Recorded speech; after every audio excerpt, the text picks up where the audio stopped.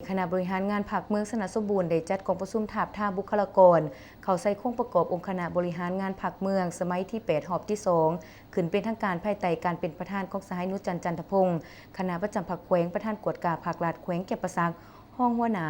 คณะอนุกรรมการด้านบุคลากรขันแขวงมีบรรดาสหายอยู่ในคณะบริหารงานพรรคเมืองหัวหน้าและห้องของการเลขาคณะพรรคหากฐานสีน้ำกลุ่มเลขาหน่วยพรรคบ้านตลอดหอดอำนาจการปกครองบ้านทั่วเมืองพร้อมนี้ยังมีพนักงานหันลงก่อสร้างหากฐานการเมืองจากแขวงเขาห่วมในกองประชุมครั้งนี้สหายซ้อนสวรรค์ศิวิไลเลขาคณะบริหารงานพรรคเมืองเจ้าเมืองสนสมบูรณ์ให้เกียรติรายงานเกี่ยวกับสภาพการก้าเกียมกองประชุมใหญ่ขององค์คณะบริหารงานพรรคเมืองสมัยที่8เบื้องต้นเป็นได้สำเร็จกองประชุมปิ่นโอมที่สำคัญต่างๆภายในเมืองนอกนั้นยังได้ออกมติแต่งตั้งอนุกรรมการเพื่อรับผิดชอบเวียกงานขบวนการในแต่ละด้านอย่างเป็นระบบอยู่แห้งการหันเอาพนักงานหันลงก่อสร้างหากฐานการเมืองโดยติดพันกับการจัดตั้งปฏิบัติหัวข้อแข่งขันหักศาสตร์และพัฒนาให้เป็นขบวนการกว้างขวางและเวียกงานอื่นๆซึ่งปัจจุบัน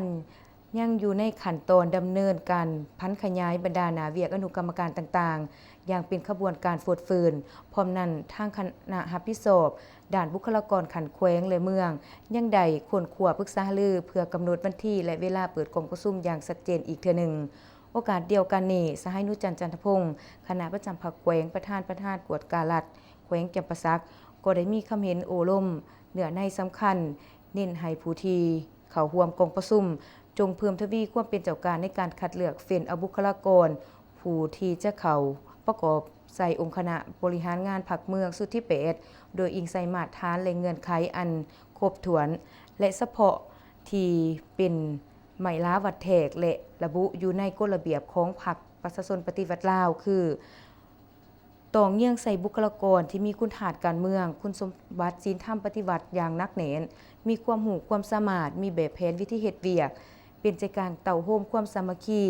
และที่สำคัญต้องรับประกันให้ได้3รุ่นคือรุ่นอาวุโสรุ่นกลางรุ่นหนุ่มน้อยพนักงานสืบทอดเปลี่ยนแทนและอื่นๆทั้งนี้ก็เพื่อรับประกันเฮ็ดให้กองประชุมทาบท่าบุคลากรเขาใส่โครงประกอบคณะบริหารงานพรรคเมืองสนสมบูรณ์สมัยที่8 หอบที่2ครั้งนี้เต็มไปด้วยปริมาณและคุณภาพ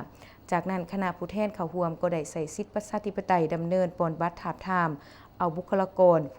ผู้ที่ตนมักเขาใส่โครงประกอบคณะบริหารงานพรรคเมืองสนสมบูรณ์สมัยที่8 หอบที่2อีกด้วย